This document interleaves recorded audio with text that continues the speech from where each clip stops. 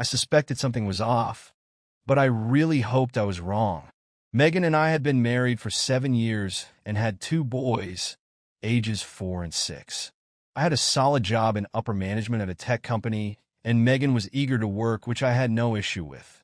We had dreams of retiring one day and enjoying the good life. You know what I mean? She worked in the accounting department of a small company. Every morning, we left for work at the same time, taking turns dropping the boys off at daycare and preschool. Throughout the day, we would text, and I usually picked the kids up on my way home. Megan was often in the kitchen, putting together our dinner when I got back. We played with the kids, watched a little TV, put them to bed, and then enjoyed our adult time, usually 3 nights during the week and a couple more on the weekends. Neither of us ever complained. But about 3 months ago, a new woman was hired at Megan's company, and they quickly became friends for some reason. Maybe it was because this woman was also married and had 2 boys the same age as ours. We ended up spending a few weekends back and forth at each other's houses for barbecues and playdates. Honestly, I wasn't too fond of either of them. The woman smoked and bossed her husband around like he was some kind of servant instead of a partner. It was hard to watch how he reacted when she scolded him for spilling his beer. He drank a lot, and when he apologized, it felt like he was an abused child. 2 weeks ago, we were at their house. Megan and his wife, Linda, were inside making us snacks, while the kids were all engrossed in a Disney movie. Mark and I were sitting on the back deck, sipping drinks. I was still nursing my first beer, and he was working on his third. It was obvious he had a few before we got there. Slurring his words, he said, "I would never have guessed you were like that. I always thought you were so big and tough. I guess they come in all shapes and sizes." To be honest, I wanted to leave about 15 minutes after we arrived, but I stuck around to keep an eye on the drunk guy just to avoid him being around the kids. "What do you mean? No one would believe you're one," I replied, confused. He said, "You let your wife go out every week with Linda. What do you think they're doing? Just girl talk until midnight." I felt the need to explain some things. About 2 months ago, Megan had started going out on Wednesday nights with the girls from her work. At first, she came home around 8, saying they had dinner and a drink or 2. But then, she started coming back at midnight after claiming they had been talking about a work issue that made time slip away. She always needed to shower afterward because she hated the smell of smoke in her hair. I loved my wife and trusted her, but I noticed she was less affectionate on the nights she went out with the girls. She always showered with that same excuse about smelling like smoke. Last Wednesday, I checked her clothes. They did smell like smoke, but I couldn't find her panties in the hamper. They were hanging on the handrail in the shower. She had washed them. Why was that? This made me curious about Mark's comment on cuckolding. "So you really think our wives go out every week and hook up?" I asked. He let out a loud burp and replied, "Oh, I know they do. About a year ago, I saw a hickey on Linda's breast and a bruise on her hip. I knew I hadn't put them there, so I confronted her. She admitted that one of her lovers had gotten a bit rough with her. Why are you still with her?" I pressed. He answered, "You'll still be with Megan when she finally tells you the truth. We live in a no-fault state. If I divorce her or she divorces me, it doesn't matter. She would get alimony, child support for our 2 kids, the house, and I'd be left paying for everything. I'd end up in a rundown apartment, eating cat food. That's why I'm still with her. What about your relationship?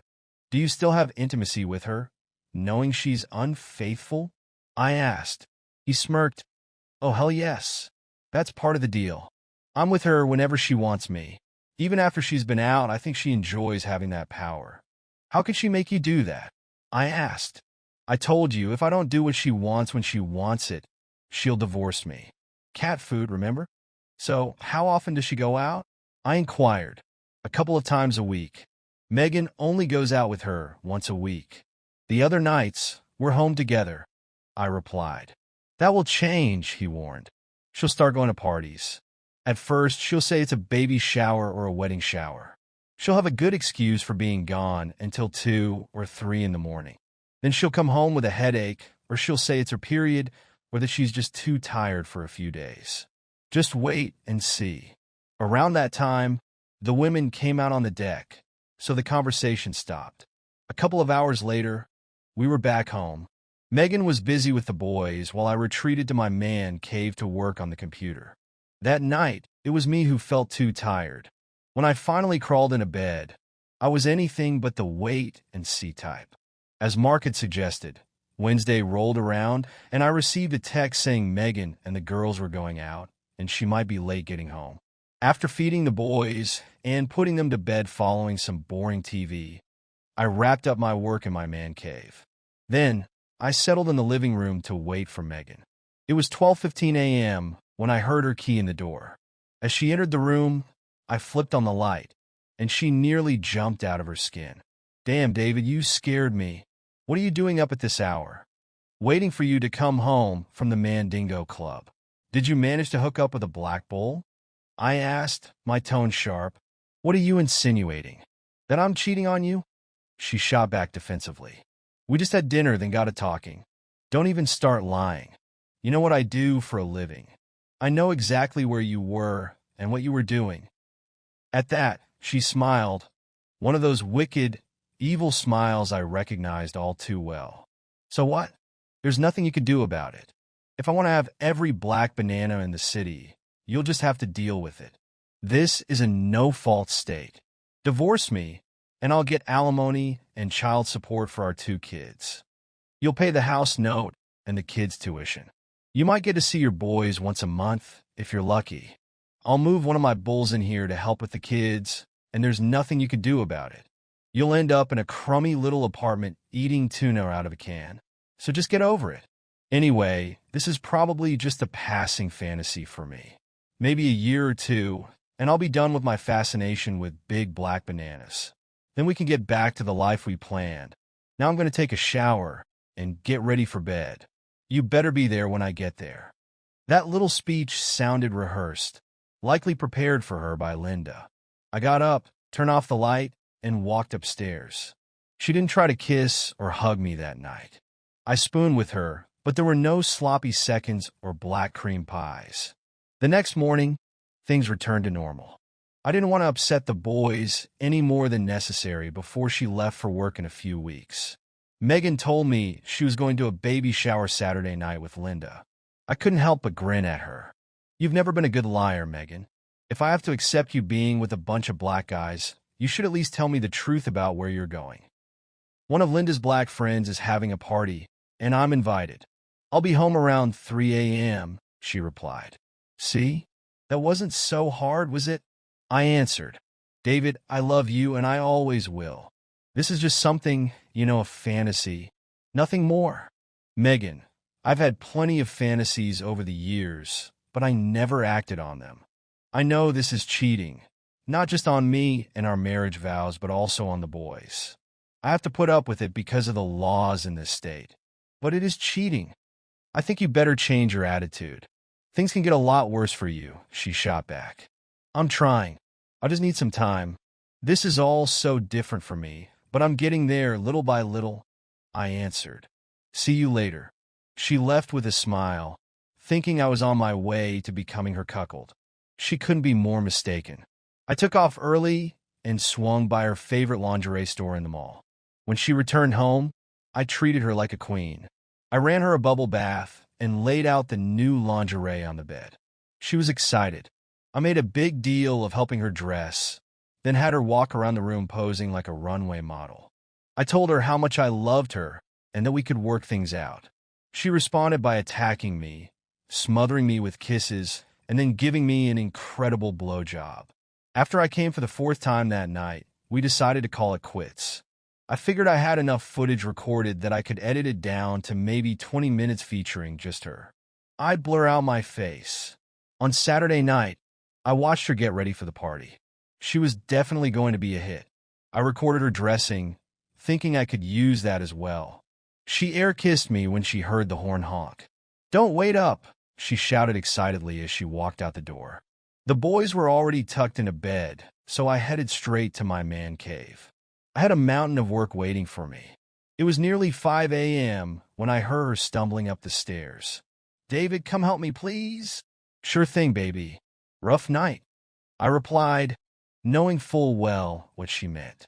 I was one of the only girls at the party, and there were 8 bulls. Megan, keep your voice down or you'll wake the boys, I cautioned. She was obviously drunk, and I suspected she was high on something like Molly or ecstasy. It was a struggle to get her to quiet down. Finally, I managed to get her upstairs and started undressing her. That's when I spotted the hickeys. They marked her neck and the tops of her breasts. She noticed me staring and said, "They marked me so you'd know what I was up to." I told them you already knew, but they marked me anyway. Look what they did. With that, she dropped her skirt to the floor, revealing the words "Black Banana Woman" tattooed in black ink just above her red landing strip, surrounded by 8 initials. When she turned, I saw "Tarek was here" scrawled on her back, complete with an arrow pointing to her backside. "Isn't it exciting?" she asked, but I didn't respond. "Where are your bra and panties?" I questioned. "They were taken as trophies," she said almost proudly. I made her sit there until I was sure everything that needed to drain out was done before I helped her into the shower. Concerned she might slip, I took off my boxers and joined her. I washed her down, using the handheld shower to clean both her front and back. I noticed that the water hitting her swollen front seemed to spark something in her. She hugged me tight and whispered, "I love you, David. You always take such good care of me. I'm still pretty sore, but let me give you a blowjob." Before I could respond, she was already on her knees. She really was good at that. I knew I would miss it. After we finished, I patted her dry and helped her into bed, letting her sleep through breakfast with the boys. I made pancakes, telling them that Mommy was sick. It wasn't until 2 p.m. that she finally stumbled into the kitchen, hungry. I whipped up some pancakes for her, and she wolfed them down with a glass of orange juice. After listening to the boys for about 10 minutes, she announced she was heading back to bed. I didn't mind. The boys settled in to watch a movie while I retreated to my cave to finalize arrangements with Mr. Kunda. He had won the bidding. Did you know that over 250,000 girls and women go missing in the United States every year? You probably don't realize that there are 6 African countries that permit slavery and have active slave markets. The Democratic Republic of Congo is one of those nations. It also happens to have the largest supply of cobalt in the world, essential for those electric cars everyone believes are the future of transportation. Some Africans have made millions by exploiting slave labor to supply that cobalt. You won't hear about that at any clean air protest, though. In my job, I often track cybercriminals on the dark web. It was there that I posted about Megan. I had a picture of her along with this description. She's a 26-year-old natural redhead. Standing at 5'7" and weighing 115 pounds, she boasts 34C breasts with hardly any sag. Her eyes are green, and her skin is a brilliant ivory typical of natural redheads. She enjoys intimacy of all types and is particularly fond of big black bananas. Bidding starts at $50,000. I also attached a video.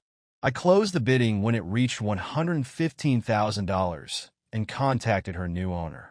After a few emails, I told him I'd accept $100,000 if he provided me with specific things. He agreed. Megan didn't go to work on Monday, and I imagine she spent the day in bed again. She did manage to have dinner ready when the boys and I got home. Tuesday was uneventful. She went to work like usual. By Wednesday around noon, I got a text saying she was going out after work. I guess she was feeling better. She returned home just before midnight, showered, and climbed into bed. I didn't ask her anything. On Thursday night, after the boys were in bed, I invited her to my man cave for a chat. "Megan, I've been doing a lot of thinking about this new lifestyle of yours. Or ours, I guess. I think I'm ready to join you." She beamed like a cat who just got away with something. "Thank you. You're going to be so happy. We'll take it slow at first. I won't rush you into anything you can't handle. But soon you'll discover, just like Mark did, that it can be incredibly rewarding for you too." She was getting ahead of herself. "Baby, I want us to take a vacation and escape from town for a few days. I think I'd feel more comfortable being away from anyone we know for my first time," I said, choosing my words carefully. I've given it a lot of thought, and I booked us a flight to the Cape Verde Islands off the coast of Africa. You can lounge on the beach during the day, and I'll sit back and watch you flirt with all the locals. At night, we can hit a club where I can observe you dancing with different men. When you decide which one you want to be with, you can invite him back to our room. Just let him know I enjoy watching. I'm open to whatever works best for you, whether it's standing in the corner, watching, or sitting naked in a chair while you're with him. After he leaves, I'll make sure you reach an orgasm. She leaped from her chair and landed in my lap, showering me with kisses and gratitude. Thank you. I promise to be an understanding and gentle mistress, not as demanding as I am with Mark. I'll always make sure to meet your needs, whatever that means. Her joy was infectious, and I sensed relief that I had finally come to terms with this new reality. She even mentioned how thrilled that bitch Linda would be for us. Megan told me there was another party scheduled for Saturday night, but she planned to skip it. She was too busy shopping, packing, and making arrangements for the boys since we were leaving Sunday evening. She even said she didn't want to be sore for the trip. On Tuesday, we arrived at a 4-star hotel in the capital city of Praia. The beach was stunning, and there were plenty of attractive men around the hotel and in the streets to keep my wife's interest piqued. Megan seemed genuinely happy, and when I suggested we make love before heading down for dinner, she was all in. I found her dripping with desire. I showered first, got dressed, and told Megan I would meet her in the restaurant in an hour, as she wanted to indulge in a bubble bath before putting on her outfit. No problem. I had some matters to discuss with Mr. Kunda. I found him waiting in the restaurant, sipping a drink. He looked just as I had imagined.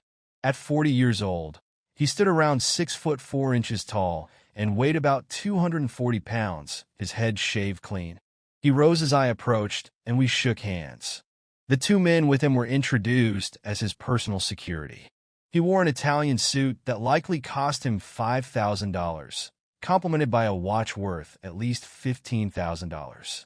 As we settled in, he smiled and informed me he had wired the money that afternoon after receiving the pictures of us checking into the hotel. I confirmed I'd seen the notification from my bank that the funds were received.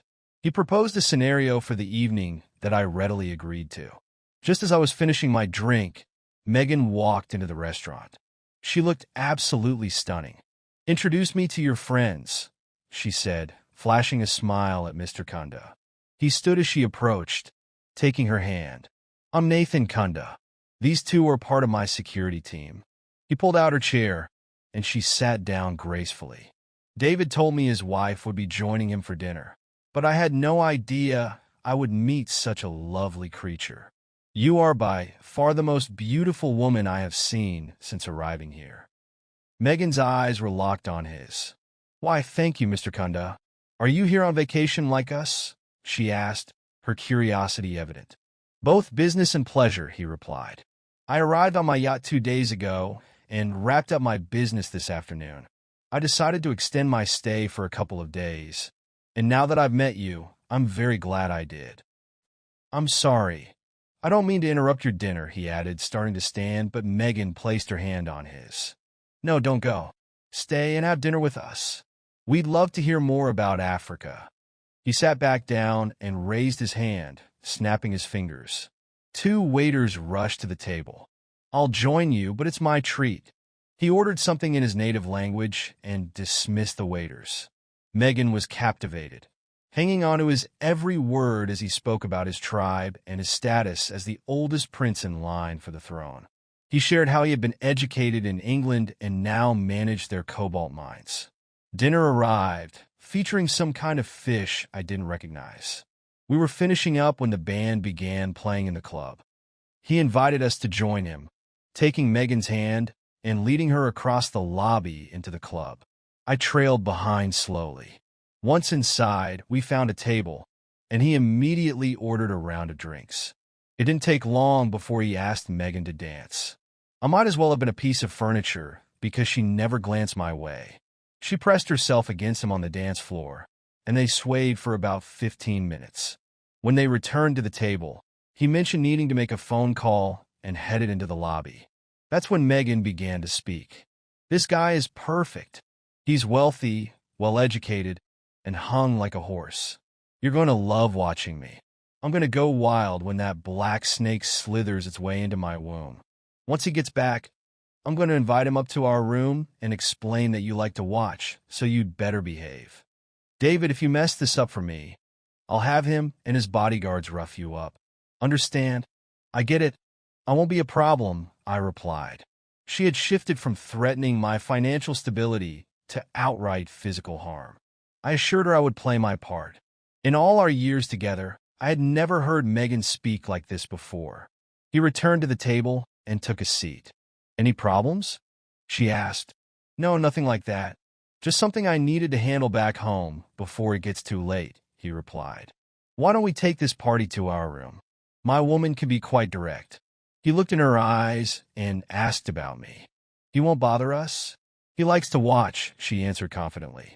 Kunda was fully aware of the true reason she was there. That didn't bother me at all, but I wanted our first time to be special, just the two of us. If that's all right with you, I'll extend my stay, and we'll have plenty of time for games over the next few days. How about tonight? We go back to my yacht and spend some time getting to know each other, he suggested. Megan didn't look at me or seek my approval. I'd love that, was her eager response.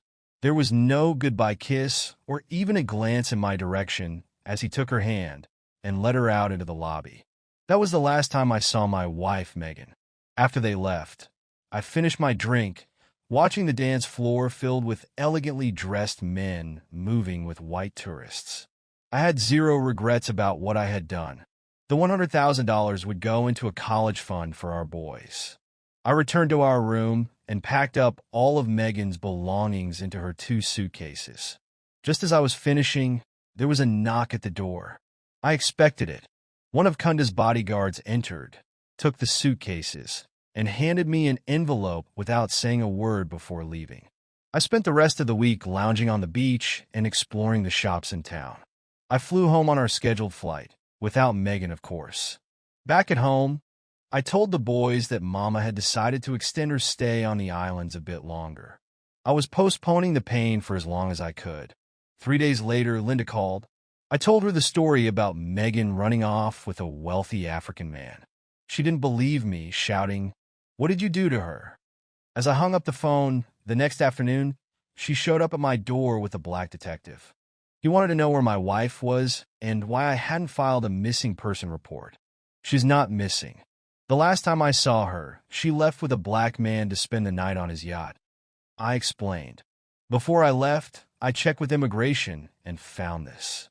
I handed him a copy of Megan's passport, which had an exit stamp indicating she had left the Cape Verde Islands 3 days before I did. On the internet, I found this. I showed him a copy of an email confirming her entry into the Democratic Republic of the Congo 6 days later. That's where she's living like a queen while I take care of the kids and pay all the bills. I can't believe she did this to me. The detective thanked me for my time, and then they turned to leave. I noticed his hand resting on Linda's back the entire time. I figured he was one of her bulls doing her a favor. She'd probably pay him back in the car on the way to her place. Then kiss mark. That could have been me receiving that kiss if I hadn't taken action. Using the copies of Megan's passport that Kunda provided, I filed for divorce. It took some time, but I finally freed myself from that unfaithful woman. And I certainly wasn't living off tuna fish out of a can. Revenge is a dish best served cold. A lesson I learned from Dangerous Liaisons, written by Pierre Coderlos de Laclos in 1782. About 5 months later, I was sitting at a small cafe, enjoying lunch when Linda's husband, Mark, sat down on my table uninvited. After exchanging a few pleasantries, he started talking about his relationship with Linda. Things had not improved. In fact, they had become significantly worse. She's got me wearing a banana cage. I haven't had a climax in over a month, he admitted. Why is that? I asked, feigning curiosity. She said I embarrassed her in front of one of her friends, he replied. How did you manage that? I was tidying up after him when I got aroused again. He wanted me to continue, but I refused. Now I'm stuck in this situation indefinitely. I wish she'd find a rich guy with a big banana and leave me for him. Like Megan did with you. You were lucky. Yeah, very lucky, I answered. Mark gingerly got up from his chair and left. But his words lingered in my mind. All the issues Megan and I had stemmed from Linda. That woman needed to pay. After the kids were asleep that night, I devised a plan. Megan was going to send an email. Well, not really, but it would definitely look like she did. First, I contacted Mr. Kunda and asked if he'd be interested in a 28-year-old blonde who was just as pretty as Megan. I shared her story, and he offered $50,000 sight unseen. If she truly resembled Megan, he would send another $25,000 upon delivery. I told him I'd let him know when to expect her. I couldn't resist asking about Megan. It had been almost 5 months, and I was curious. She's become quite the performer, working 3 shows a night at one of my clubs. She's doing really well. She adjusted to the training faster than most and seems genuinely happy. You should come visit her sometime. I'm sure you'd enjoy watching her perform. He laughed. I doubted Megan was enjoying much of anything these days. After disconnecting, I started drafting the email from Megan to Linda. Dear Linda, I'm so sorry it's been so long since I reached out. My life is a dream now, and you wouldn't believe it. First, I was accepted into Nathan's tribe. You would have loved that ceremony, attended by all the royal family members. Then came the wedding, lots of sharing. Africans really love to share. Then we flew to Paris on the family's private jet. My new husband let me shop in Paris, and I bought everything I wanted. Now I'm back in Kinshasa, living in a palace. I do absolutely nothing. We have maids, gardeners, and even slave girls who wait on me hand and foot. Some days I spend all day in the pool, lounging and getting pampered like the queen I am. But I miss you. We had such fun together, making exciting plans. I owe you so much. I think about you all the time. I wish you would consider taking a vacation in Africa this year. Leave your husband with the kids and come visit me. We could take the yacht and cruise the coast. I'll get Nathan to bring his brother Samuel along. He's not married, and believe me, he's just as well endowed as Nathan. You'll love him. I could even get you accepted into their tribe. You know how much I love watching you with a group. Think about it. Love you, Megan. I hit send, and within an hour, I got a reply. Dear Megan, I'm so glad to hear from you. Your life sounds so exciting. I'm thrilled for you and appreciate you crediting me for helping you escape that boring life you had here. Mine hasn't changed much since you left. I still go out on Wednesday nights and party most weekends, so I won't bore you with the details. Oh, one thing is different. I have Mark in a banana cage now. After I had Tarek slap him around, he complied. For embarrassing me, I put him in the cage, and it's been over a month. He cries and begs me to take it off. I like your idea for a vacation. We were planning to take the kids to Disney World next month. I could let Mark handle that trip and come see you instead. But, as always, it's about the money. Right now, we can't afford the tickets to Africa and to Orlando. It took us 2 years to save for the Disney trip, but Samuel sounds intriguing. Keep in touch, Linda. Not wanting to seem too eager, I waited 2 days before responding. Dear Linda, sorry for the delay in writing back. We went on a visit to the mines and flew in helicopters over the jungle and through the mountains. Africa is breathtaking. We stayed in our home away from home, a mansion, complete with everything a girl needs to be happy. And that means lots of young male and female slaves to do my bidding. Don't worry about the money. Just tell me the date you can come and when you have to return, and I'll arrange everything for you. Bring summer clothes and bikinis. Love you, Megan. Her response came almost immediately, and an hour later, I had booked all the flight arrangements for Mrs. Linda Cooper to fly to Kinshasa in the DRC. It was a round-trip ticket, but she would only be using half of it. She was never coming home. Mr. Kunda was pleased with this arrangement and sent me another $25,000. The day before she was set to leave, I emailed Mark from Linda's account, letting him know she had met someone and was staying in Africa. It was short and sweet. About 2 weeks later, I was enjoying lunch when Mark again plopped down across from me uninvited. "I want to thank you," he said. "For what?" I asked, feigning ignorance. "I don't know how you did it, but I just came from my attorney, and he said I shouldn't have any issues divorcing Linda." "What happened?" I probed, genuinely curious. "No, I'm not playing this game with you again. Just thank you," he said, getting up and leaving the restaurant. I noticed he was moving normally again. There are always options, I thought. And that's the end of today's story.